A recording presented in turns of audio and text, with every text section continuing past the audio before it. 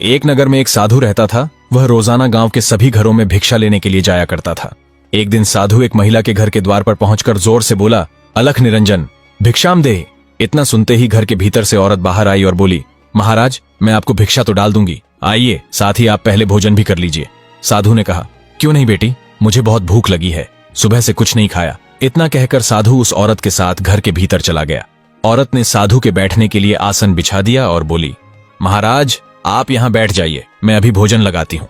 साधु ने कहा, हाँ हाँ बेटी, अवश्य। यह कहते ही महाराज उसी समय आसन पर बैठ गए। इसके बाद उस औरत ने साधु महाराज के सामने भोजन परोस दिया। उसने तरह तरह के व्यंजन लगाकर आदर पूर्वक उन्हें भोजन खिलाया। साधु महाराज ने प्रेम से भोजन करना शुरू किया। भोजन करने के बाद उस औरत ने भीतर से चांदी के 2 सिक्के लेकर आई और साधु से कहा, ये लो महाराज जी, आपकी दक्षिणा। साधु ने वह दक्षिणा स्वीकार कर ली और औरत ने श्रद्धा अनुसार साधु को प्रणाम किया। साधु ने उसे आशीर्वाद दिया और कहा, भगवान तुम्हारा भला करे। इतना कहकर साधु वहां से निकल पड़े। उस साधु के पास न तो कोई घर था और न ही रहने के लिए कोई स्थायी स्थान।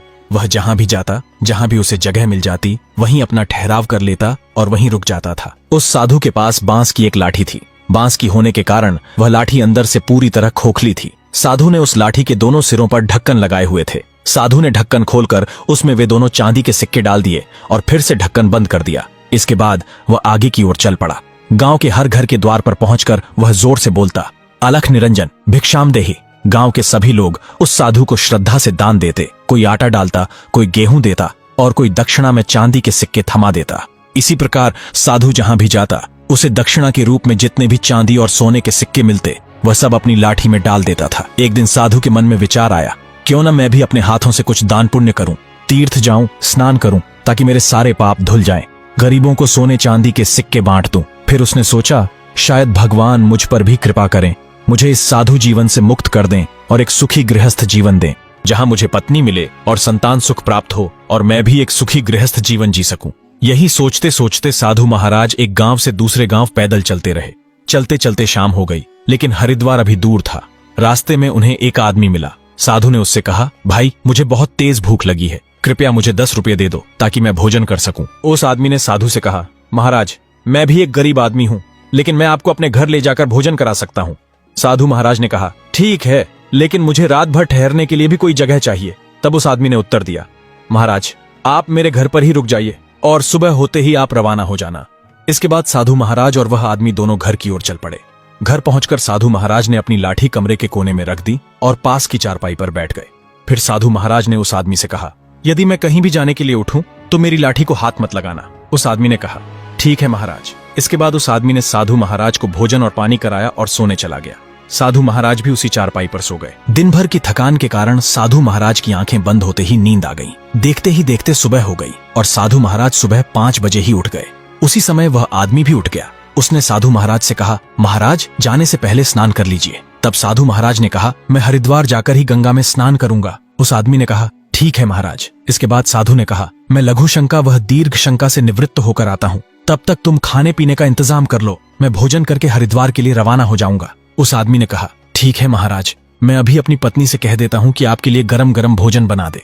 इतना कहकर साधु वहां से लघु शंका वह दीर्घ शंका के लिए चले गए और अपनी बांस की लाठी कमरे के उसी कोने में भूल गए। उस आदमी ने अपनी पत्नी से कहा, सुनो, साधु महाराज के लिए भोजन बना दो, उन्होंने कहा है कि भोजन करके वे रवाना हो जाएंगे। तब उसकी पत्नी ने कहा, ठीक है, अभी बना देती हूँ, लेकिन पहले मैं उस कमरे की सफाई कर लूं, वह कमरा गंदा पड़ा है। उस आदमी ने कहा, ठीक है, सफाई करने के बाद भोजन बना देना। इतना कहकर वह स्त्री साधु महाराज वाले कमरे में चली गई और सफाई करने लगी। जब वह झाड़ू लगा रही थी तो झाड़ू लगाते समय उसकी झाड़ू उस बांस की लाठी से टकरा गई।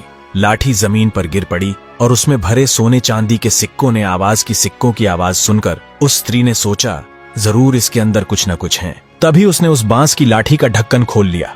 ढक्कन खोलते ही उसकी आंखें फटी की फटी रह गईं। उसने अपने पति को जोर से आवाज लगाई, सुनो, जल्दी से इधर आओ। इतना सुनते ही वह आदमी उस स्त्री के पास आ गया और बोला, क्या हुआ? औरत ने कहा, हम दोनों मेहनत करते हैं, फिर भी हमारे पास इतना धन नहीं है, लेकिन इस साधु की लाठी में देखो, चांदी और सोने के सिक्के भरे हैं, क्या पता इसके अंदर और भी क्या क्या हो, सोने चांदी के गहने भी हो सकते हैं। इतना कहकर औरत बोली, क्यों ना हम साधु को कुछ दिन यहीं रख लें। आदमी ने कहा, हाँ क्यों नहीं। औरत ने लाठी में सिक्के वापस डालकर फिर से ढक्कन लगा दिया और उसे उसी कोने में रख दिया। थोड़ी देर में साधु बाहर आया। आदमी ने कहा, महाराज, आप हरिद्वार जा रहे हैं, लेकिन आप बहुत थक गए होंगे, आपके पैरों में दर्द भी होगा, आप 2-3 दिन यहीं आराम कर लीजिए। साधु ने कहा, ठीक है भाई, जैसा तुम कहो। इसके बाद साधु रोज भिक्षा मांगने जाता और लौटकर उसी घर आ जाता। इसी तरह 2-3 दिन बीत गए। तब औरत के मन में पाप जाग उठा। उसने आदमी से कहा, हम एक साथ इतने सारे सिक्के नहीं निकाल सकते, क्यों ना तुम किराए पर गाड़ी लेकर आओ, थोड़े से सिक्के गाड़ी वाले को किराए के रूप में दे देंगे और साधु से कह देंगे कि हम तुम्हें स्नान कराने के लिए हरिद्वार इसी गाड़ी में ले जा रहे हैं।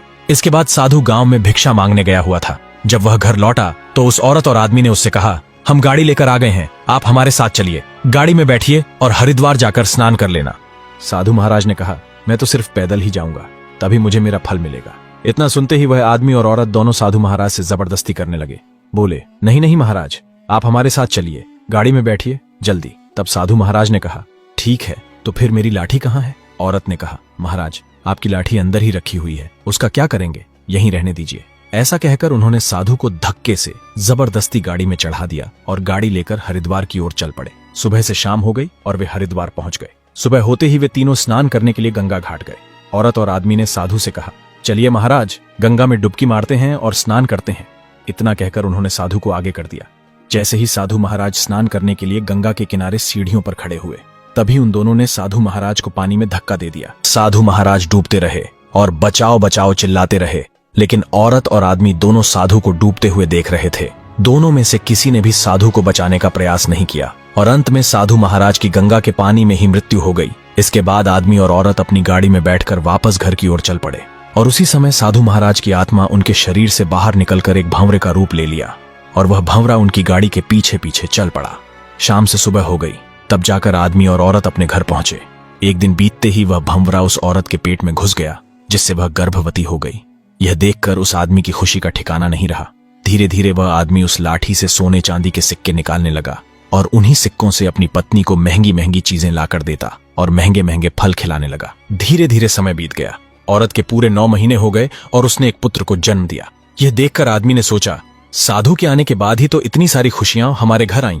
पता नहीं अगर वह साधु रहता तो और कितनी खुशियां मिलती। फिर आदमी और औरत ने मिलकर उस सोने चांदी से अलग अलग तरह के आभूषण बनवाए और उन्हें बाजार में बेचने लगे। इससे उन्हें बहुत सारा धन मिलने लगा और धीरे धीरे वे अमीर बन गए। समय बीतने के साथ साथ उनका पुत्र भी बड़ा हो गया, लेकिन वह गंभीर बीमारी का शिकार हो गया। बालक की बीमारी इतनी खतरनाक थी कि आदमी और औरत उसे कई डॉक्टरों और वैद्यों को दिखाते रहे। बहुत सारी दवाइयां दिलाईं, लेकिन वह बालक ठीक नहीं हुआ। दोनों अपने बालक की देखभाल करते करते पूरी तरह थक चुके थे और सोने चांदी से बने गहने बेचकर जो भी पैसा उन्होंने कमाया था, वह सब उस बालक की बीमारी पर खर्च हो गया। साथ ही साधु महाराज की लाठी में जो भी सोने चांदी के सिक्के थे, वे भी पूरी तरह समाप्त हो गए। एक दिन उनके घर एक सुनार बच्चे से मिलने आया। उसने उस आदमी से कहा, तुम्हारा इतना बड़ा घर है, तुम और तुम्हारी पत्नी तो सिर्फ 2 ही हो, क्यों ना पूरा घर बेचकर सिर्फ एक कमरा ही रख लो और जितना भी धन मिले उससे अपने बच्चे का इलाज करा लेना। क्या पता ऐसा करने से तुम्हारा पुत्र पूरी तरह ठीक हो जाए। इतना सुनकर आदमी ने सुनार से कहा, ठीक है मित्र, ऐसा ही करता हूँ। इसके बाद वह आदमी गांव के सबसे अमीर व्यक्ति के पास गया और सिर्फ एक कमरा छोड़कर अपना पूरा घर उसे बेच दिया। बहुत सारे पैसे लेकर वह वापस अपने घर आ गया। सब कुछ करने के बाद उस आदमी ने सोचा कि क्यों ना अपने बेटे का इलाज किसी जाने माने पंडित से पूछ लिया जाए, क्या पता उन्हें इस बीमारी का कोई उपाय मालूम हो। यह सोचकर वह तुरंत एक विद्वान पंडित के पास गया। पंडित के चरणों में प्रणाम करके आदमी बोला, महाराज, मेरा एक बालक है, वह बहुत दिनों से बीमार है। हमने उसे कई जगह दिखाया, बहुत दवाइयां दिलवाई, लेकिन कोई लाभ नहीं हुआ। वह ठीक होने का नाम ही नहीं ले रहा। यह सुनकर पंडित ने कहा, तुम्हारा बालक पूरी तरह ठीक हो जाएगा, लेकिन यह एक विशेष विधि से ही संभव है। आदमी ने कहा, जरूर महाराज, कृपया बताइए, हम वह विधि अवश्य अपनाएंगे। तब पंडित ने कहा, 121 चांदी के सिक्के और इस बालक को साथ लेकर हरिद्वार जाओ, बच्चे के हाथ से खाना बनवाओ और उसके नाम पर गरीब लोगों को खाना खिलाओ। जितने भी पंडित मिले सबको खाना खिलाओ।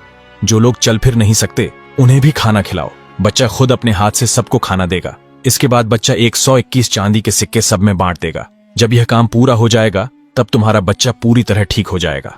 आदमी बोला, ठीक है महाराज, धन्यवाद, मैं अभी जाकर यह काम करता हूँ। इतना कहकर वह अपने घर चला गया। घर जाकर उसने अपनी पत्नी से कहा, साधु महाराज ने बताया है कि हमें 121 चांदी के सिक्के इकट्ठे करके इस बालक के हाथों ब्राह्मणों को भोजन कराना है और उन्हीं 121 सिक्कों को बालक के हाथों से बांटना है, तभी हमारा बेटा ठीक होगा। यह सुनकर उसकी पत्नी बोली, अगर साधु महाराज ने कहा है, यह काम भी हमें जरूर करना चाहिए। इसके बाद वह आदमी बाजार में काम करने लगा। काम करते करते उसके पास बहुत सारा पैसा हो गया। बहुत सारे पैसे होने के बाद भी चांदी के 121 सिक्के पूरे नहीं हो पाए। तब उस आदमी ने अपने घर के सारे बर्तन बेच दिए। उस आदमी ने सोचा, अगर मेरा बालक इन सबको बेचने के बाद ठीक हो जाता है तो बहुत अच्छा होगा, हम दोनों मिलकर फिर बहुत सारा पैसा कमा लेंगे।